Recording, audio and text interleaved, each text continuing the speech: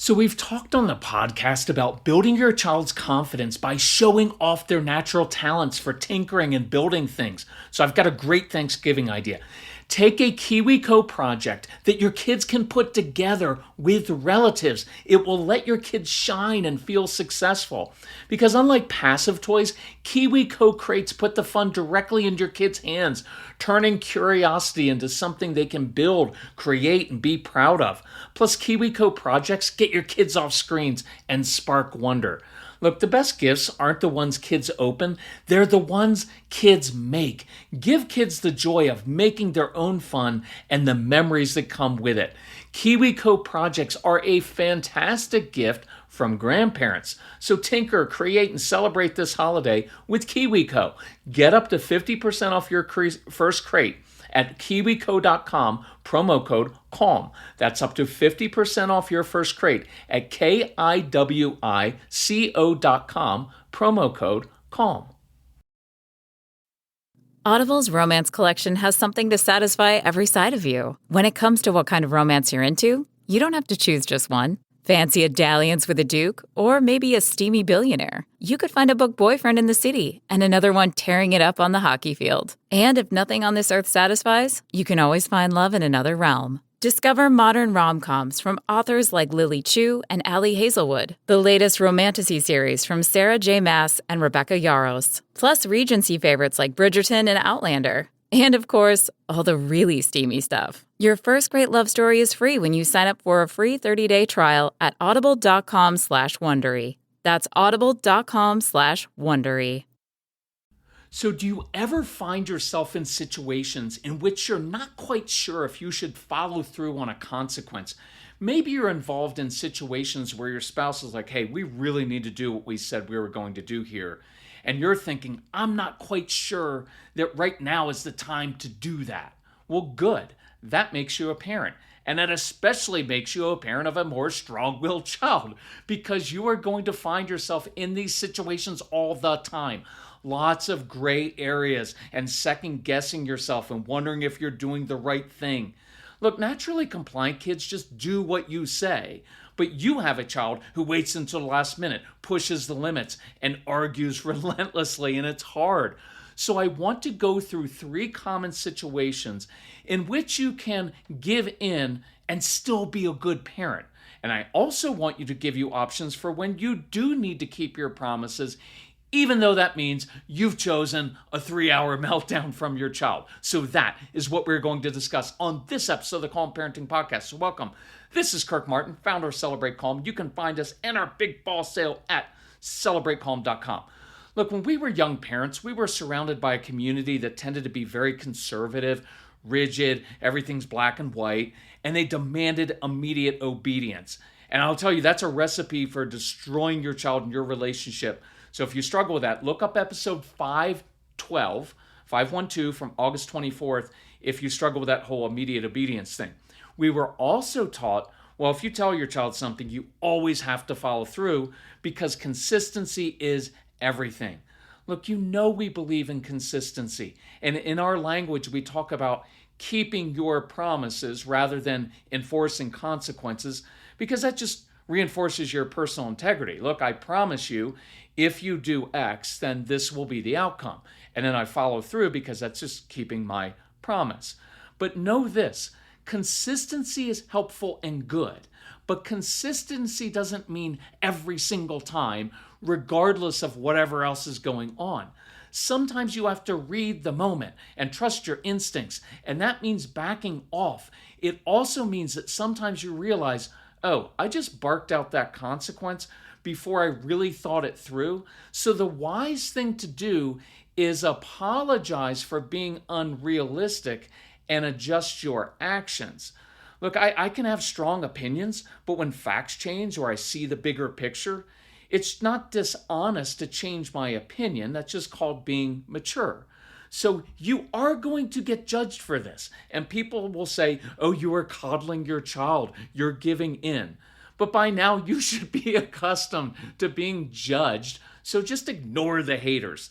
I always want parents trusting your own instincts and being confident. So here's situation number 1. Let's say it's Friday and your daughter agrees to complete a task before the end of the weekend. But like most of our kids, she's going to procrastinate, and that will irritate you because most of us want to lecture, well, honey, if you just get it done now on Friday night, you wouldn't even have to worry about it the rest of the weekend. And that makes perfect rational sense. The other unsaid part of this is, well, and then I won't have to worry about reminding you 18 times and actually doing it for you in the end. So could you please just do it now so it's easier for both of us? I get that. So guess what? On Saturday night, your daughter goes to a sleepover, and maybe it's followed by a birthday party on Sunday. So she gets home late Sunday afternoon after being sleep deprived, consuming food dyes and awful food, and she doesn't feel great. And of course, we as good parents are going to say, well, honey, remember on Friday, you agreed that you would complete this task. And what happens? You spark a huge meltdown. And I know this is frustrating because you're probably thinking it wasn't even a difficult task and she should have done it proactively on Friday. And we as the parents did 83 tasks this weekend, and all we're asking you to do is one simple thing. Is that too much to ask? Why does this have to be so difficult? Look, I'm right there with you. And so you're wondering, well, do we push it? Because she agreed to do this. And if we let her get away with this, well, what kind of message are we sending if we don't follow through? So I want you to slow your world down inside. Instead of reflexively reacting out of your own anxiety, and you can think, okay, I've seen this situation before. My daughter is overly tired, not in a good place now physically or emotionally. And if I push right now, it is going to blow up into a 4-hour meltdown. It's not going to work. She's not going to internalize any great life lesson. Pushing right now is not being consistent or principled. I'll just say this. It's just being stupid, right? So the message you are sending is that you're able to think, that you're wise, that you're not rigid, that you have the emotional intelligence to recognize this simply isn't wise right now. So you're actually, the message you're sending is, I have good judgment. I can read the moment in life. So you wait until the next day after she's gotten some sleep. That's also being called being merciful, and we can all use that sometimes. You made the right decision by reading the moment, and I'll encourage you with some perspective. When you are in the midst of these intense parenting moments, it seems like these decisions by your kids will have lifelong consequences. Like if we don't make our 4-year-old pick up her toys, she's going to grow up to be irresponsible and not get a job. Well, that's just not true. And I promise, you won't even remember this get the task done by Sunday night moment years from now or even months from now. It doesn't really matter in the long run. Well, aren't we raising an entitled child? Well, if you do everything for your kids and constantly buy them things and never ask anything difficult of them and don't allow them to fail, well, yeah, then you'll raise an entitled child. But my assumption is anybody who's listening to our podcast isn't doing that. If you constantly give in to your child's tantrums because you don't like them being upset at you, oh, well, then your child's going to manipulate you all the time. But that's not what's happening here. You made a wise decision because you're a smart, confident parent. Trust your instincts. Just don't trust your anxiety. Now, let me work in a bonus situation quickly. So this happened recently with a question. Your teen daughter asked, Mom, I've got a chemistry test tomorrow, but I haven't studied. Can you just let me go into school late tomorrow and I'll take the test later this week? I don't think there's a wrong answer here. The preferred one is, no, I'm not going to do that. You'll just have to live with the outcome of your choices, and it's not the end of the world. And your daughter may call you mean and be mad at you. Fine, be the parent. But you also wouldn't be wrong to say, hey, I've got your back this time, honey. Now, I don't do that every time. You just have to use some wise judgment. So, example number 2 is a little different. Let's say you tell your son, hey, if you want to get a shower tonight, you have to be done by 8 p.m. because that's your bedtime. And I know for many of you listening, this is a weird example because you're asking, what child wants to actually take a shower? I'd be happy if they took one at 11 o'clock at night. but this is an actual real situation that happened with a couple that I was working with. So this couple was very clear with their expectations. And most kids will just take their shower and be done by 8 p.m. But that's not your strong-willed child. You know how this is going to go. It's 7:30. Has your son taken a shower? Of course not. He's too busy building or playing or creating, lost in his own world. They even reminded him. Well, now it's 7:45. Nope. And yes, at exactly 8 p.m., when this child is supposed to be done and in bed, you hear the shower running, just like clockwork. And like clockwork, you react and march upstairs and understandably and predictably lecture.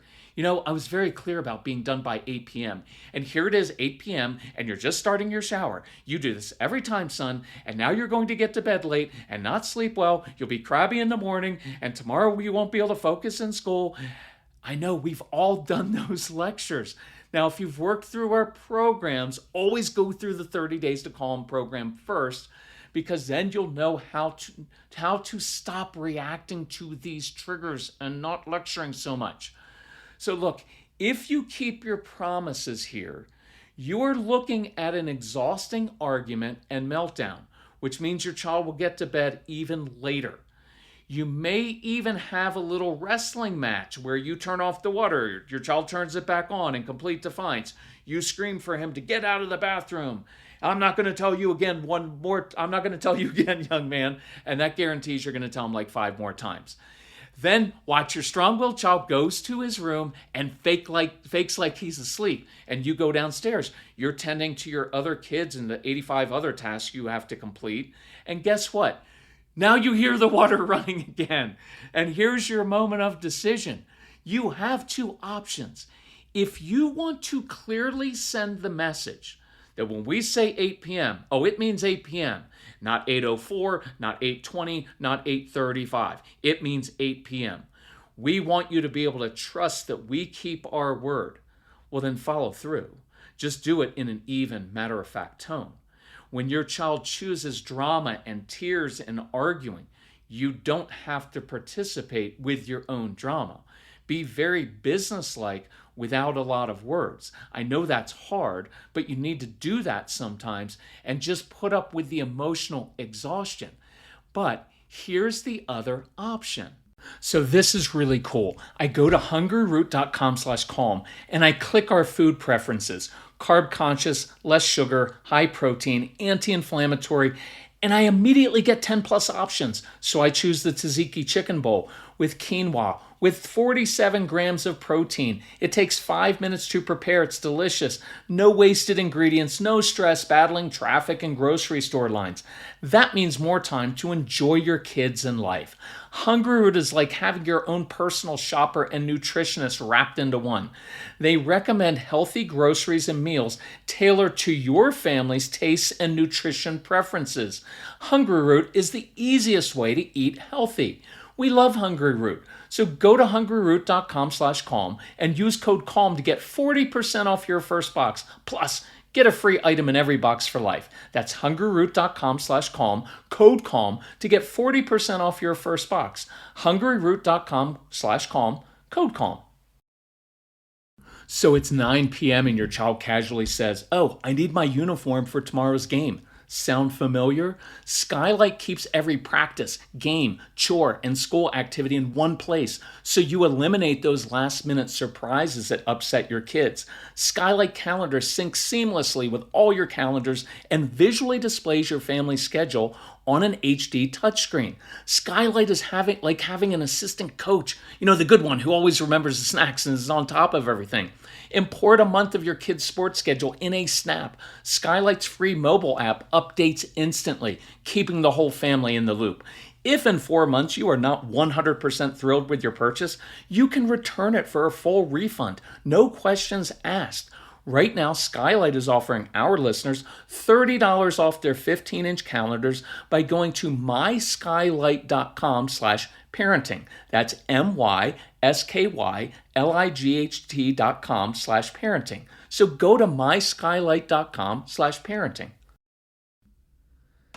The next time you are in one of these situations, I want you to take the emotional inventory of your home.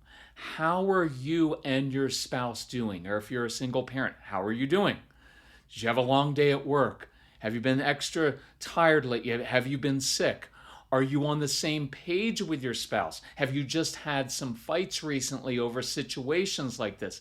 See, this all matters because at least one of you must be emotionally ready to endure the meltdown and the tantrum and the arguing that's going to happen if you follow through. I'd encourage you even have like a code word or a code color with your spouse. So you can say like, hey, I'm on red tonight. And that just means long day at work, I'm done. I'm just going to yell if this happens. But maybe you're both on green, or one of you is on green and the other one's on yellow, and you're like, you know what? I think we can handle this tonight, because that's really, really helpful. Because if you're not ready for it, you will end up saying hurtful things to your child, and you'll end up yelling, and you're all going to be up till midnight. So I do want to say this, it can't always be the same parent handling these things alone, because that will lead to a lot of resentment. That happened in our home early on, where it was like, oh yeah, honey, you're on green, good, I'm on red, because I was just emotionally immature until I learned how to grow up and handle these situations. And I don't want it to always be, oh, one spouse is the one always doing the tough stuff. So you got to dig in and help each other out here. So let's say you hear the shower turn on at 8 p.m. and you read the moment and say, we just don't have it tonight. So in this case, you choose the wise route and let your son take a shower, even though he's late. And then you go and you enjoy your other kids, or maybe you just sit with your spouse and have a glass of iced tea or wine, and you connect with each other, and you give each other that knowing smile and reassure each other that this is the wise move tonight, that you're not raising an entitled child, that you're not bad parents. Now, just know your son is going to take an extra long shower, and that's going to trigger you, because not only did he disobey, now he's using all the hot water, and when you were a kid, you didn't get... So you have to once again be patient and mature and not react to your triggers. And this makes your day job look really easy, doesn't it? By the way, I have a podcast coming up in a few weeks on dealing with your triggers. I am so excited about this one. So make sure you subscribe to the podcast so you don't miss these. It's fantastic. I'm super excited about it. So you enjoyed a drink and a snack with your spouse or yourself, and now your child is in bed at 8:20 instead of 8 p.m. And you go up and kiss him on the forehead and smile and say, oh, you smell so good. When you want to say like, oh, you actually smell good for once. But, oh, you smell so good. I hope you sleep so well tonight, honey. Love you. And then you walk out of the room and second guess yourself and wonder if you just created a spoiled child. But you didn't. Just know that you don't go up at 8:20 and lecture and remind him that this is never to happen again. Smile, kiss, love you, and move on with your evening. Look, either option is good and reasonable. Should you consistently choose that path, so of just kind of like let him get away so that your word doesn't become worthy of respect? Well, absolutely not, but you know that. You may need to reevaluate if your expectations are reasonable.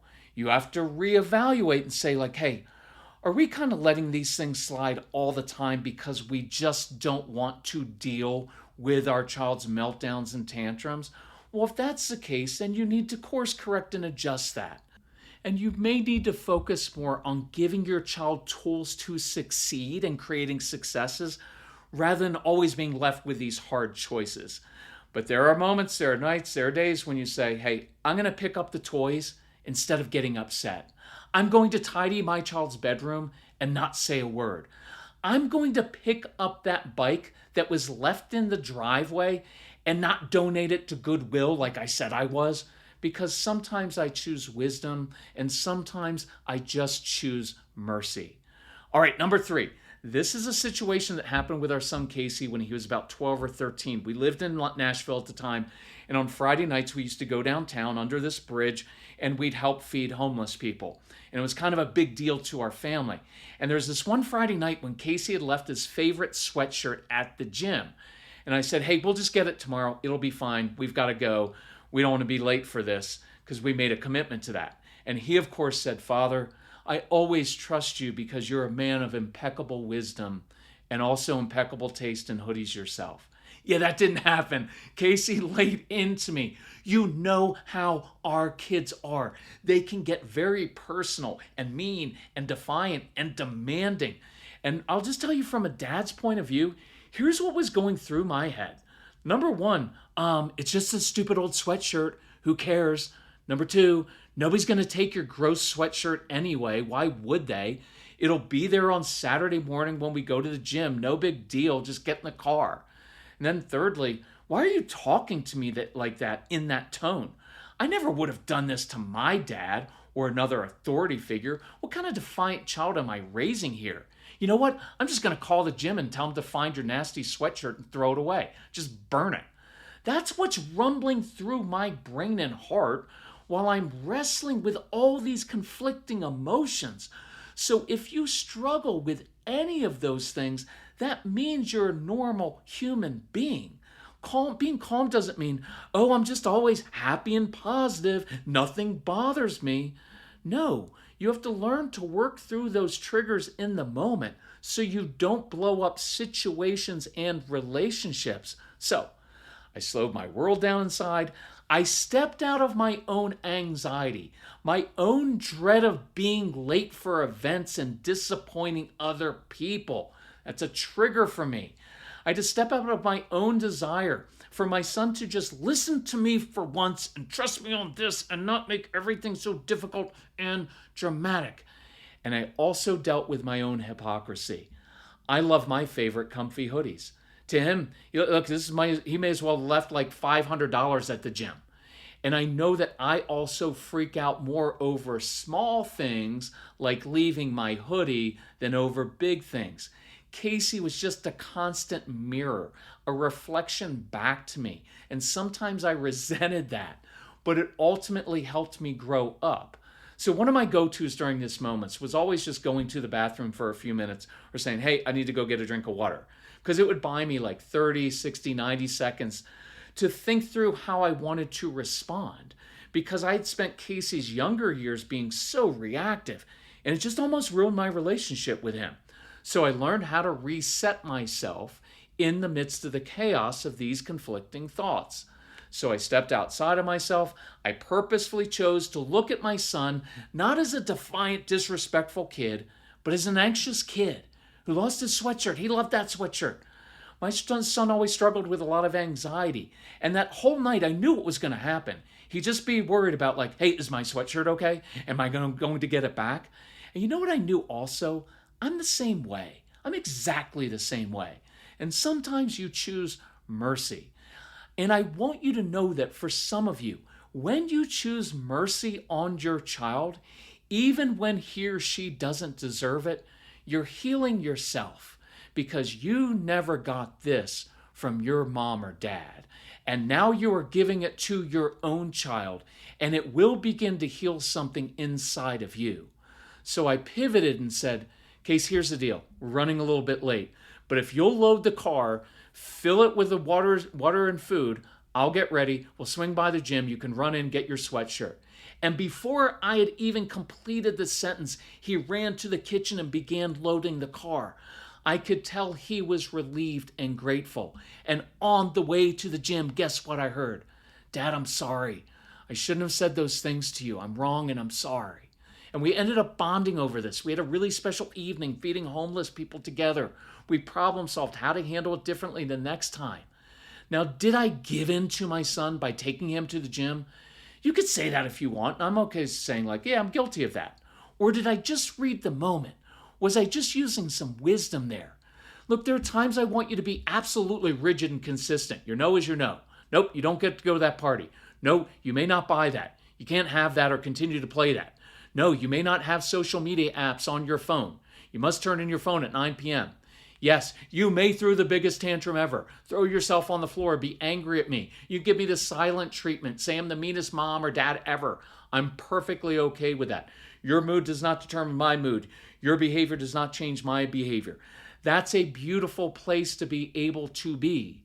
I also want you to know you can be really tough while your child is wailing away and you're still a good parent. I want you to know you can read the moment and purposefully choose not to follow through, to give in, and you're still being a good parent. I'm reinforcing this because I've noticed a trend in emails lately from dads especially saying this, hey, I was skeptical about buying your programs, because men are always skeptical about that. But what I am finding is that because you were the authoritarian dad who changed, it feels like you're giving me permission to break that cycle from my own dad and be an understanding dad without being a weak dad. And I love that. So this week, begin practice doing the opposite of what you normally do. If you're naturally more rigid, then practice being flexible this week. If you tend to give in more, or you don't want your kids being upset, then practice being more consistent and tough. Because I want you to be able to parent with confidence and no guilt. I promise.